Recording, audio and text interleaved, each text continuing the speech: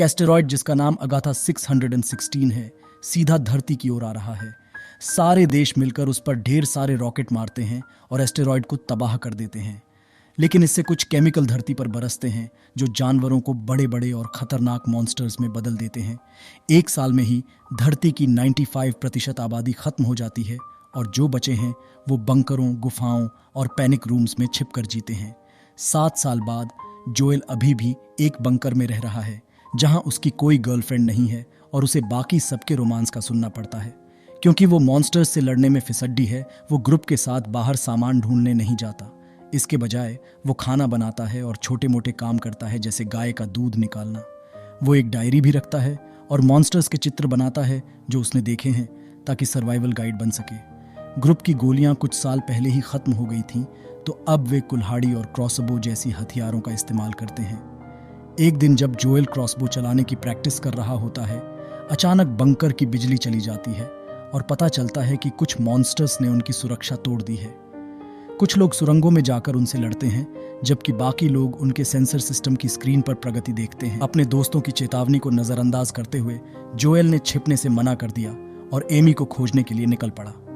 बाहर की दुनिया में जोएल को पुराने शहर के बहुत सारे टुकड़े दिखते हैं जो पौधों और मॉन्स्टर्स से ढके होते हैं। कुछ घंटों की यात्रा के बाद उसे पास में एक मॉन्स्टर की आवाज सुनाई देती है, इसलिए वह एक घर के अंदर छिप जाता है। हालांकि जब वह फ्रिज खोलता है तो एक और मॉन्स्टर उस पर दहाड़ता है, जिससे वह बगीचे में भाग जाता है। दुर्भाग्यवश एक विशाल म्यूटेटेड मेंढक तालाब से निकलकर अपनी लंबी जीभ से जोएल पर हमला करता है। वह समय पर बच निकलता है और एक कुत्ते के पास गिरता है जो बहादुरी से मेंढक पर भौंकता है। जोएल इस मौके का फायदा उठाकर भागने की कोशिश करता है, लेकिन मेंढक अपनी जीभ फिर से मारता है और उसके पैर को पकड़ लेता है, जिससे वह गिर जाता है। मेंढक उसे अपने मुंह में खींचने लगता है, लेकिन शुक्र है कि कुत्ता मेंढक की जीभ को काटकर जोएल को आजाद कर देता है।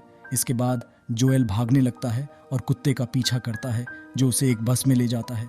कुत्ता रस्सी से दरवाजा बंद कर देता है, जिससे पता चलता है कि उसे ट्रेनिंग दी गई थी। मेंढक उन्हें ढूंढने के लिए क्षेत्र छोड़ देता है।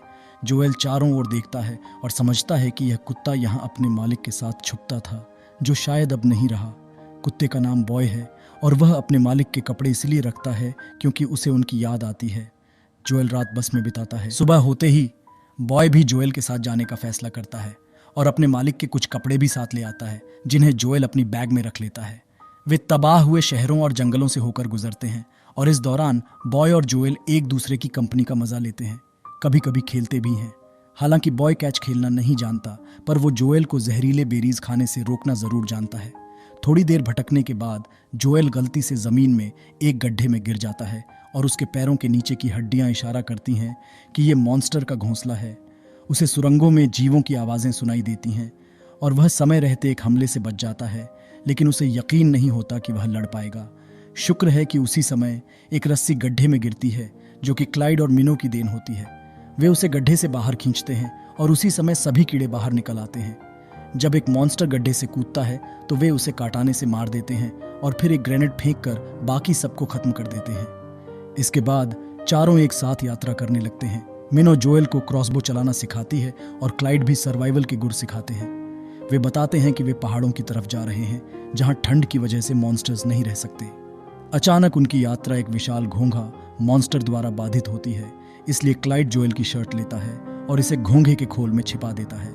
ये घोंघा बहुत शांत होता है और जब यह अपनी यात्रा पर निकलता है तो ये उम्मीद की जाती है कि मॉन्स्टर्स इसका पीछा करेंगे और उन्हें छोड़। क्लाइड और मिनो बताते हैं कि जोएल ये जान सकता है कि कोई मॉन्स्टर अच्छा है या नहीं उसकी आंखों से। रात में जब वे रुकते हैं तो क्लाइड मॉन्स्टर्स के बारे में कुछ विवरण साझा करता है ताकि जोएल इसे अपनी डायरी में जोड़ सके। अगले कुछ दिनों तक ग्रुप एक साथ यात्रा करता है और जोएल क्रॉसबो चलाने में माहिर हो जाता है। वह मॉन्स्टर्स और सर्वाइवल के बारे में बहुत कुछ सीखता है और इसे अपनी डायरी में जोड़ता है। आखिरकार वे उस बिंदु पर पहुंचते हैं जहां उन्हें अपने अलग अलग गंतव्यों के लिए अलग होना पड़ता है। क्लाइड जोएल को एक ग्रेनेड उपहार में देता है और अलविदा कहता है। जोएल और बॉय एक साथ यात्रा जारी रखते हैं और बाद में एक दलदल पर पहुंचते हैं, जिसे पार करने से बॉय मना कर देता है। बॉय एक बत्तख के आकार के खेल के मैदान के नीचे छिपने के लिए दौड़ता है और जोएल एक आवाज सुनता है। अचानक एक विशाल सेंटीपीड मॉन्स्टर जमीन से उठता है। जोएल अपने क्रॉसबो को तैयार करता है, लेकिन सेंटीपीड उसे धक्का दे देता है। फिर मॉन्स्टर्स बत्तख के आसपास जमा हो जाते हैं, जिसमें बॉय अभी भी अंदर छिपा हुआ है। यह देखकर जोएल को उस दिन की याद आ जाती है जब उनका परिवार कार दुर्घटना में फंस गया था और उनके माता पिता ने उसे भागने को कहा था। जोएल कार से बाहर निकला और उसने एक मॉन्स्टर को अपने माता पिता को मारते हुए देखा, इससे पहले कि कुछ सर्वाइवर उसे ट्रक में खींच कर ले गए थे। उसी समय मॉन्स्टर बत्तख को हिलाता है और बॉय को ढूंढ लेता है, लेकिन जोएल अब और अपने प्रियजनों को खोना नहीं चाहता और आखिरकार क्रॉसबो से गोली चलाकर सेंटीपीड को मार देता है। कुछ समय बाद बारिश होने लगती है तो जोएल और बॉय एक छोड़ी हुई बिल्डिंग में शरण लेते हैं। वहां उन्हें एक रोबोट मिलता है जिसका नाम माविस है, जिसके पास सिर्फ 51 मिनट की बैटरी बची है। माविस अपने जीपीएस का उपयोग करके जोएल को दिखाती है कि वह एमी के कॉलोनी से सिर्फ 10 मील दूर है। मॉन्स्टर अटैक से पहले रोबोट्स बहुत नई चीज थे, इसलिए जोएल ने कभी किसी रोबोट से बात नहीं की थी। माविस अपने रेडियो का उपयोग करके जोएल की एमी से बात कराती है, जो बताती है कि कुछ सर्वाइवर आ गए हैं और पूरी कॉलोनी को बचा लेंगे। लेकिन उससे पहले कि वह और कुछ कह पाती, माविस की बैटरी खत्म होने लगती है।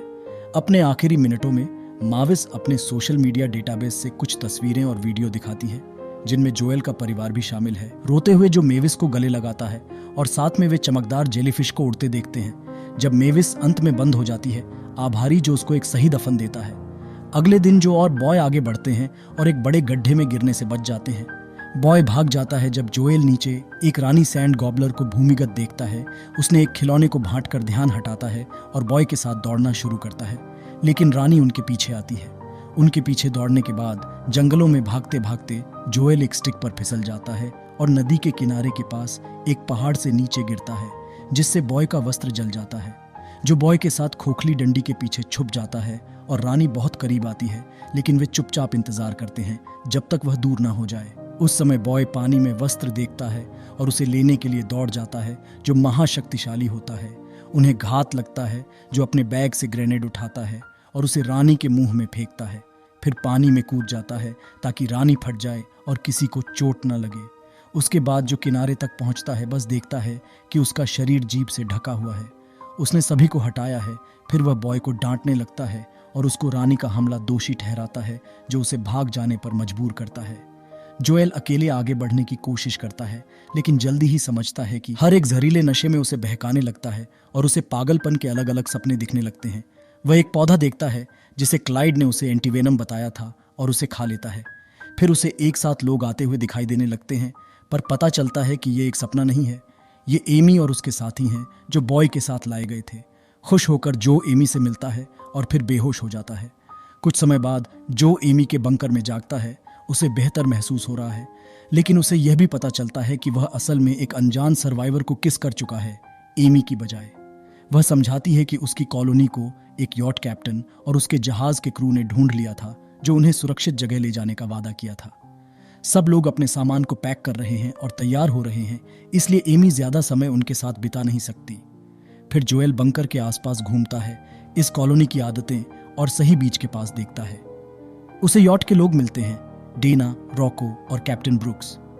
बाद में जब जो आखिर में एमी के साथ कुछ देर के लिए अकेला होता है, तो उसे सुनकर दिल टूट जाता है कि वह पिछले साल किसी और सर्वाइवर के साथ मूव ऑन कर चुकी थी, क्योंकि उसने सोचा था कि वह जो को कभी फिर नहीं देखेगी। एमी ने दूसरे सर्वाइवर के साथ डेटिंग शुरू की थी, जो अफसोस के साथ पिछले साल मर गया।